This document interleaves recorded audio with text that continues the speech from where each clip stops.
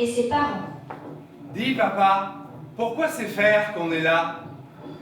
On ne dit pas pourquoi c'est faire. C'est pourquoi Tess qu'on est là? Pourquoi t'es, c'est pas français non plus. On dit pour quelle raison est-ce que. Tournez à droite. J'ai répondu à ta question, j'espère. Pour quelle raison est-ce que c'est faire qu'on est là? Pour faire les courses pour que maman prépare à manger. Non! Pourquoi on est là, ici? Je comprends rien à ce que tu me demandes. Tournez à droite. Ah bon? Ah. Pourquoi on est sur la Terre? Ouh là là, c'est trop compliqué pour toi cette question. Tiens-toi tranquille. Tournez à droite. Encore? Ah. Personne n'en sait rien, gros. Alors comme ça, tu travailles, tu te lèves le matin, tu rentres le soir, tu sais pas pourquoi. Mais bien sûr que si, je sais pourquoi. C'est pour ton bonheur, petit merdeux. Tournez à droite. Oh, je rêve. Encore à droite. Si tu m'avais pas eu, tu travaillerais pas alors. Il est con ce mot. Silence avec ta Game Boy et arrête de poser des questions sans qualité toute la journée, tu veux? Tournez Quoi? à droite. Encore? Non mais c'est pas vrai, c'est de la camelote, ça fait 6 fois que je tourne à droite là. Mais putain de...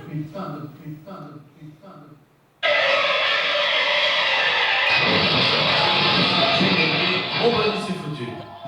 Alors, Geoffrey va voir les scientifiques. Grâce aux super accélérateurs de particules construits ces dernières années, on a fait des bonds de géants dans la connaissance de la matière et de ses origines. Savez-vous que le boson plus, qu'on croyait être le niveau ultime de la matière universelle, est en réalité fait de milliards de leptons ZZ? C'est fantastique. Parfait. D'où venons-nous? Oula, mais ça nous intéresse plus du tout, ça, vous savez, terminé. C'est plus dans les objectifs. Pourquoi pas nous demander si Dieu existe aussi pendant que vous y êtes? Ben, effectivement. Non. C'est du ressort des philosophes, ça. Rien à voir avec nous. Il y a erreur. Ce n'est pas ici qu'il faut vous adresser. À quoi servent vos recherches alors? Songez un instant à la fortune colossale que les industriels qui nous financent pourraient faire avec un laser ou les tons ZZ. C'est fantastique. On n'a plus le choix, nous, vous savez. On ne cherche plus que ce qui peut déboucher sur du rentable, pas les réponses aux grandes questions. Tout ça est devenu beaucoup trop cher. Sans l'argent des industriels qui nous financent, on ne peut rien faire. Ce sont eux qui payent, donc ce sont eux qui décident. Et les industriels, Dieu, s'en tape.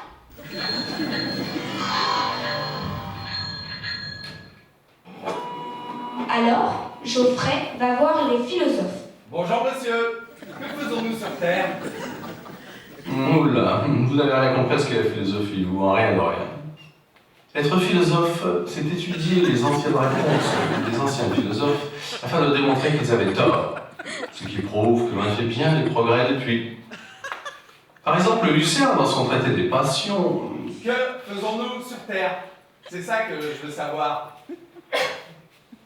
Comme j'essaie de vous l'expliquer, un vrai philosophe ne répond plus à ces questions de nos jours. C'est trop dangereux les réponses, beaucoup trop dangereux. Voyez ce qui a été fait de Marx et de son communisme, beaucoup trop dangereux.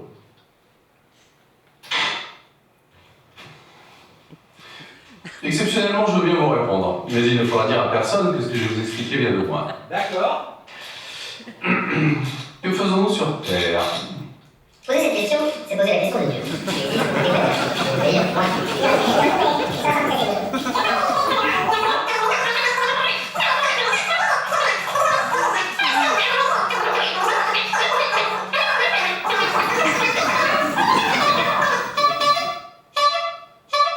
Vous avez compris? Non. Voilà qui me fait très plaisir. Je reste un vrai philosophe, alors c'est ainsi qu'il ne trompe pas, ça. Merci, mon ami, merci. Alors, Geoffrey va voir les religieux. Mon père, que faisons-nous ici? Mon fils, tu ne pouvais pas mieux trouver. J'ai tes réponses. C'est vrai? Oui, toutes tes réponses. Et quand j'ai plus d'arguments, je dis que la volonté de Dieu soit faite. Alors, que faisons-nous ici? Mon cher fils, Agneau de Dieu, écoute la belle parole des évangiles. En ce temps-là, Jésus dit à ses apôtres, Non. J'en ai assez des longs discours. Je veux une réponse courte. Bien. Tu es ici pour adorer ton Dieu, pour accepter ton sort quel qu'il soit, pour faire face aux épreuves avec courage, pour mener une existence laborieuse, afin d'expier la faute originelle. En contrepartie, tu pourras éventuellement gagner une place au paradis. Ah bon? Et... La faute originelle, c'est le coup de Adam et Ève avec la pomme, là? Mon enfant, la pomme n'est qu'un symbole. Le péché de l'homme est d'avoir touché au fruit défendu de l'arbre de la connaissance. Et en quoi ça ennuie Dieu qu'on a inventé l'électricité? Que dis-tu? C'est un peu compliqué pour toi, mon fils. Rien, ne pose pas de questions, veux-tu? Pardonne-moi, mon père. Voilà qui est mieux. Mon fils, je te demanderai de garder en toi cette conversation. Tu es une brebis égarée, perdue dans la nuit et qui cherche son chemin. Ne perds pas courage. Je ferai une prière afin que l'Esprit Saint te montre la route. Et je suis sûr que les questions qui te hantent recevront un jour les réponses aveuglantes qu'elles méritent. Va ton chemin en paix, fils de Jésus-Christ, notre Sauveur.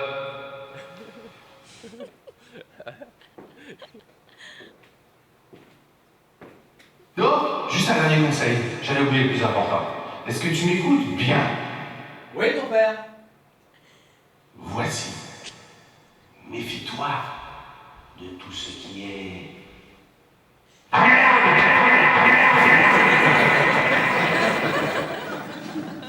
Bon, d'accord.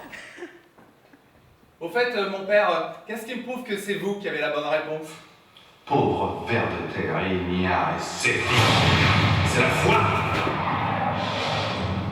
qui fait que tu crois. Tu as intérêt à la voir. Sinon, gare au jugement dernier.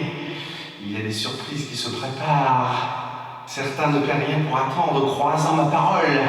Les brasiers infernaux de Belzébuth grilleront dans d'atroces souffrances tous ceux qui ont désobéi. Tous. Les fornicateurs, les sodomites, les preneuses de pilules, les femmes infidèles. Tout ce beau monde rissolera à petit feu dans les antres des enfers pour les siècles et les siècles. Je ne dis pas cela pour toi, naturellement, mon cher petit. Tu as la vie devant toi pour comprendre tout ça. Mais ne tarde pas trop.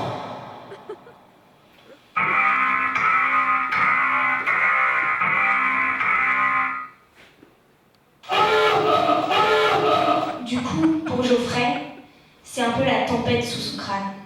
Alors, on construit des routes, des bateaux, des avions, on manipule des jets, on détourne des fleuves, on donne un nom à tous les endroits de la Terre, on va sur Mars, on greffe des rats et des bébés, on casse des atomes, et tout ça sans savoir pourquoi.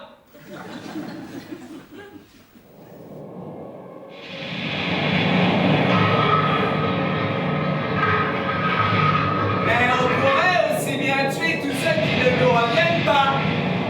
Refuser de travailler. Haïr la terre entière. Violer les jeunes filles. Arracher la tête des chiens à Winchester à pompe. Vivre nu. Hurler, râler, grogner. Brûler les musées. Raser les bibliothèques. Exterminer les gens calmes et mesurés. Recycler tous ceux qui ne sont pas extrémistes. Torturer ceux qui refusent de foncer dans l'abîme en riant sauvagement comme nous. Nous ne serions peut-être que les êtres humains exemplaires, ceux qui restent debout face à l'absurdité de la vie et qui osent dire stop, fini ce jeu de Colomaya, le mode d'emploi de ce sourd évite ou le suicide collectif, hein? Et qui pourrait nous en blâmer, hein? Qui? Dieu, celui qui nous balance là sans rien nous dire. Nous ne serions que ceux qui se rebellent, ceux qui refusent cette mascarade dont les partie de nos jours sont les assoiffés de pouvoir et de victoire.